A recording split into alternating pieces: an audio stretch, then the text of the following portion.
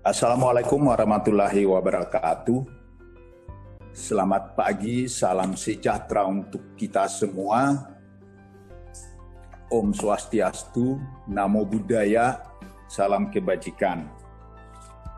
Yang saya hormati CEO Sinexis Internasional sekaligus perwakilan Indonesia Women in Cybersecurity, Ibu Epa Nur, beserta seluruh anggota IWCS. Yang saya hormati Deputi Bidang Koordinasi Peningkatan Kualitas Anak, Perempuan dan Pemuda, Ibu Pemi Eka Kartika Putri. Yang saya hormati Deputi Bidang Pemenuhan Hak Anak, Kementerian PPPA, Ibu Agustina Erni. Yang saya hormati Deputi Bidang Kesetaraan Gender, Kementerian PPPA, Ibu Leni Nurhayanti Rosalini. Yang saya hormati Dirjen Pendidikan Tinggi, Kementerian Pendidikan dan Kebudayaan, Profesor Insinyur Nijam, MSc, DSc, PhD. Yang saya hormati para panelis dan peserta launching Indonesia Women Cybersecurity. Tentu hari ini hari yang luar biasa. Ya, coba slide-nya. Kami dari keluarga besar Badan Siber dan Sandi Negara tentu pertama menyampaikan selamat Hari Kartini ya. Ya, sekarang 142 tahun, 21 April 1879. Dan juga menyampaikan selamat atas di launchingnya Indonesia Women in Cybersecurity. Ibu-ibu dan bapak yang saya hormati,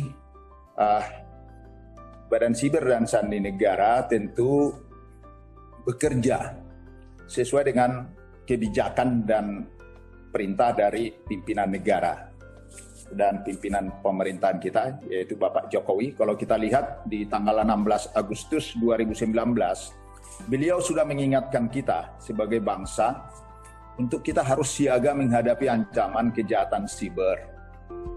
Dan juga mengingatkan bahwa pentingnya kita menjaga data kita, mengamankan data kita yang sangat mahal tentunya. Dan beliau juga mengingatkan bahwa kita sebagai bangsa harus tanggap dan siap menghadapi kalau terjadi perang siber. Jadi 3 perintah ini menjadi pedoman juga bagi Badan Siber dan Sandi Negara dalam melaksanakan tugasnya. Lanjut. Ibu bapak yang saya hormati, sekilas saya ingin menyampaikan apa sih ruang siber. Ruang siber ditemukan manusia. Tentunya kalau kita melihat sejarah mungkin dari sisi agama masing-masing juga ada bagaimana dunia ini diciptakan. Tentu agama Samawi ya, agama yang Samawi tahu bahwa bumi ini diciptakan oleh Tuhan yang Maha Kuasa. Nah, tapi dunia cyber baru ditemukan setelah tahun 1900-an. Itu pun sampai sekarang inilah salah satu puncaknya. Jadi dulu sudah ada darat, laut, dan udara ditemukan. Nah, sekarang kita berada di dunia yang tambah satu dunia, yaitu dunia siber. Gambarannya adalah seperti yang terjadi, apa sih yang membangun atau membentuk ruang ini? Yaitu terdiri dari lapisan, 3 lapisan yang membentuk dunia siber, yaitu lapisan fisik, yaitu geografis artinya letak di bumi maupun di angkasa, geografis, dan jaringan fisik. Jaringan fisik ini terkait dengan infrastruktur fisik termasuk jaringan-jaringan yang ada. Kita mengerti ada palaparing timur, palaparing barat, dan sebagainya. Kemudian ada lapisan kedua yaitu lapisan logika, yaitu sebagai manifestasi abstrak dari lapisan fisik yang sering kita sebut dengan software juga. Kemudian lapisan ketiga, sosial, yaitu manusia, persona. Kemudian manusia atau persona yang masuk berinteraksi di ruang siber menggunakan identitas di ruang siber seperti misalnya nomor HP dan juga yang menggunakan email dan sebagainya yang disebut dengan cyber persona. Inilah yang membentuk ruang ini. Kemudian makanya dari situasi ini kita katakan kalau tidak ada internet di situ memang tidak ada dunia cyber di situ. Nah, yang berinteraksi di ruang siber ini khusus saya ambil untuk Indonesia, sedangkan untuk dunia tentu lebih luas lagi.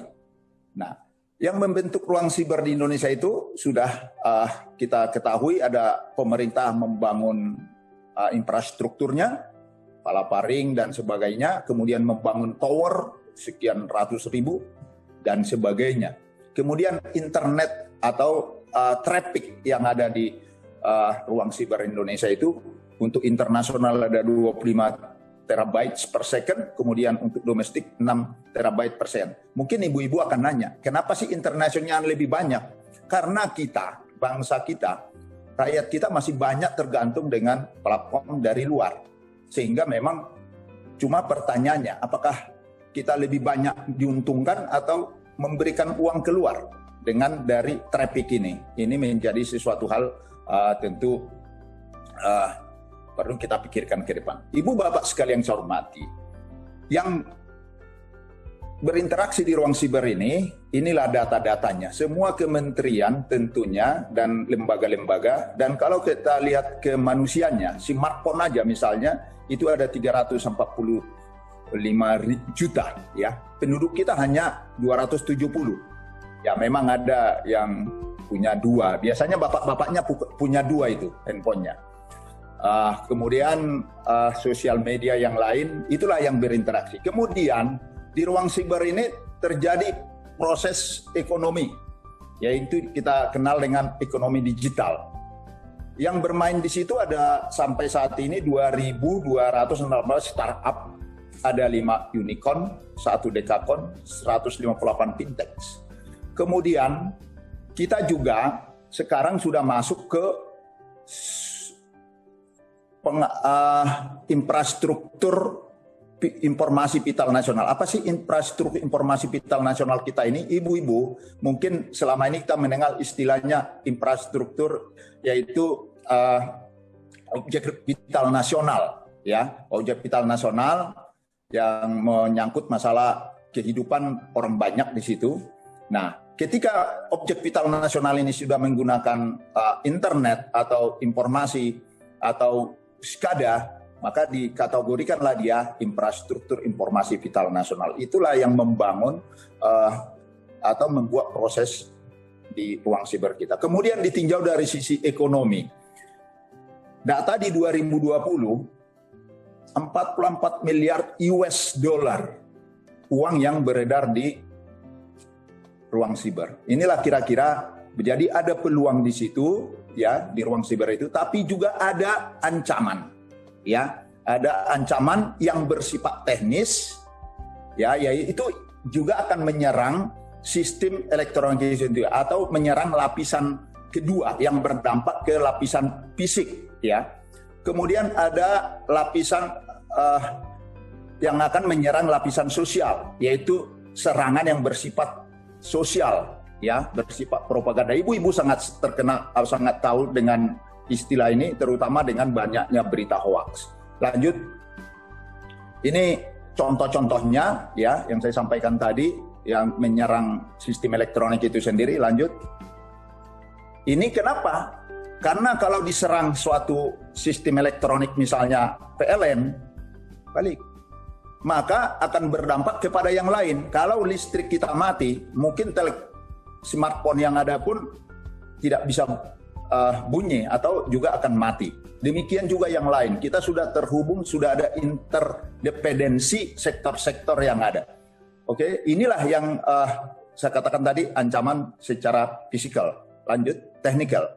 Kemudian adalah ancaman yang bersifat sosial. Ini saya rasa akan banyak nanti menjadi program dari ibu-ibu, ya, terutama dengan kita luncurkan hari ini Human Indonesia Women in Security, ini saya rasa akan banyak. Kenapa? Ini yang kita hadapi saat ini, ya.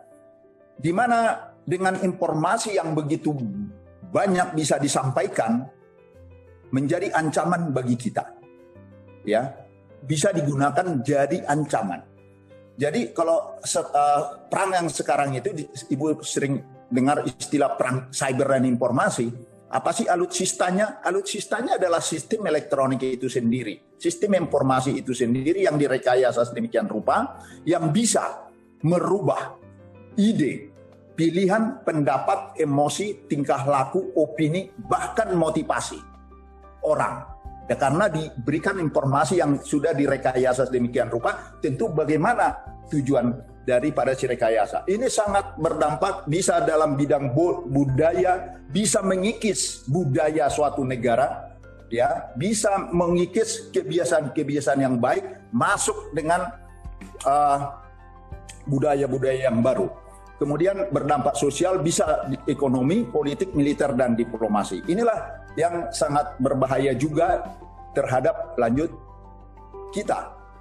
Indonesia, ya, jadi dalam peperangan ini selalu dicari adalah pusat kelemahan dan selalu pusat kekuatan suatu sasaran. Dalam hal ini Indonesia, pusat kekuatan bangsa Indonesia itu adalah Pancasila, terutama sila ketiga. Pancasila adalah sumber kemampuan dari mana bangsa Indonesia memperoleh kekuatan fisik dan non-fisik dan kebebasan untuk bergerak, bermanuver. Dalam rangka apa? Dalam rangka kita membangun. Dalam suatu saat dalam rangka berperang. Dan ini sudah terbukti, kita mampu mendirikan republik ini, kita mampu memerdekakan republik ini karena kita bersatu. Ini jangan lupa. Dan saya rasa inilah peran ibu-ibu yang sangat luar biasa nanti dari organisasi ini untuk bagaimana kita menghadapi atau bagaimana kita menyikapi situasi yang saat ini. Jadi kadang-kadang kan saya dengar hoak, ya memang meresahkan juga. Tapi itu kalau misalnya itu dirancang sedemikian rupa untuk melemahkan bangsa ini, maka memang sangat berbahaya. Maka untuk itu satu-satunya kita bagaimana menghadapi fenomena ini, menghadapi ruang siber yang bisa menyampaikan informasi yang begitu banyak secara masif, yang bisa merubah, yang saya katakan tadi, bisa merubah sampai opini bahkan motivasi. Jadi tidak heran kita kalau ada, mohon maaf, kemarin kita melihat sedih kita. Ada baru nikah, ya, perempuan mau dia meledakkan dirinya. Pertanyaannya, kenapa? Tentu itu tidak ujuk-ujuk, ya. Itu baik suatu proses. Mulai dia mendapatkan informasi, akhirnya berubah. Lupa dia, ya. Maka memang menghadapi ini budaya bangsa, ya. Perempuan kan sangat dekat dalam pembangunan budaya bangsa. Karena budaya itu terbangun dari apa? Situasi geografis bangsa itu. Jadi makanya tidak akan bisa sama. Dari suatu wilayah di dunia ini akan berbeda. Itu terkait dengan geografisnya, terkait dengan panas, musim. Itu juga berpengaruh terhadap tingkah laku, ya. Kebiasaan berpakaian, berbiasaan itu menyesuaikan. Baru setelah nilai-nilai ini harus tetap ada. Kemudian masuk nilai-nilai agama. Nilai-nilai agama yang baik untuk mengharmoniskan hubungan sesama manusia dengan alam dan juga dengan mengenal itu apa Tuhan. Kemudian ada nilai-nilai agama, nilai-nilai pemerintah yang juga mensinergikan, menyempurnakan. Jadi kita, suatu bangsa, bisa bangun, bisa berkembang tergantung dari kepintaran kita untuk mengambil nilai-nilai mana yang cocok. Yang tentunya yang saling bersinergi untuk menguatkan dalam rangka bangsa itu mencapai tujuannya. Inilah kira-kira gambaran. Jadi selama ini secara umum peranan ibu-ibu sebenarnya secara umum di Indonesia luar biasa, ya. Tidak banyak negara di dunia ini yang pernah presidennya perempuan. Saya rasa di Indonesia masalah gender kesempatan ini sudah sangat besar, ya. Demikian juga di cyber security. Ini sangat besar dan karena pekerjaan cyber security itu tidak menggunakan suatu fisik yang katakanlah hanya dimiliki laki-laki. Jadi memang untuk cyber security saya sangat BSSN sangat terdukung dengan adanya organisasi ini akan membantu. Oke, lanjut. Bagaimana? Lanjut aja terus. Ini saya balik ke strategi. Nah, dalam kita mengamankan ruang siber nasional, kita membuat strategi, yaitu menjamin, ya, antara lain apa misinya strategi kita adalah nilai-nilai kehidupan bangsa. Ini salah satu peran ibu-ibu sangat luar biasa untuk bisa menjaga dan memelihara ini. Oke, lanjut. Nah, di sini dalam strategi itu ada 4 elemen yang sangat berperan, yaitu pemerintah, akademisi, pelaku bisnis, dan masyarakat komunitas. Nah, masyarakat dalam hal ini komunitas ibu-ibu yang tergabung dalam Indonesia Women in Cyber Security. Disinilah sebenarnya kita sangat terbantu dengan kehadiran dari organisasi ini nantinya untuk bisa bersama-sama dengan BSSN bagaimana tentu melihat dari sisi masing-masing. Tapi saya katakan tidak dibatasi hanya bagaimana kita menghadapi ancaman yang bersifat sosial, tapi juga bagaimana juga menghadapi ancaman yang teknikal tadi. Itu semua sudah berlangsung dan saat ini juga di BSSN sedang kita tingkatkan, ya. Pokoknya mana yang bagus, mana yang berkualitas, mana yang mampu, itu yang maju. Jadi di BSSN juga kita menerapkan itu. Jadi dari begitu banyak pejabat direktur kampus itu kita melihatnya adalah bagaimana kualitasnya, dan itu kebetulan saat ini sudah banyak ditempati oleh ibu-ibu atau wanita. Lanjut, ibu yang saya hormati, karena waktunya saya juga dibatasi. Seperti yang saya sampaikan tadi, Indonesia Women in Cyber Security sebagai wadah para perempuan untuk menjadi pelopor dan pendidik di bidang keamanan siber bagi lingkungan keluarga. Karena ibu-ibu ini sangat dekat dengan keluarga. Jadi sama seperti di dunia nyata, ibu-ibu yang saya hormati, anak-anak itu harus diajarkan etika, harus diajarkan sopan santun. Dan karena itu juga berlaku di ruang siber. Jadi itu peranan dari Indonesia Women Cyber Security ini saya rasa, yaitu untuk lingkungan keluarga, masyarakat, serta lingkungan kerja, dan saya tambahkan tentu akan berdampak terhadap bangsa dan negara kita yang lebih hebat ke depan. Saya rasa itu saja yang ingin saya sampaikan. Sekali lagi kami dari Badan Siber dan Sandi Negara Republik Indonesia menyampaikan selamat ya untuk Indonesia Women in Cyber Security, dan selamat Hari Kartini, ya, habis gelap terbitlah terang. Kalau saya lihat di foto ini, sekarang di BSSN perempuan-perempuan juga sudah menekuni masalah teknologi informasi. Demikian ibu-ibu yang saya hormati, saya akhiri. Wassalamualaikum warahmatullahi wabarakatuh. Salam sejahtera untuk kita semua. Om Santi Santi Santi Om. Salam sehat untuk kita semua.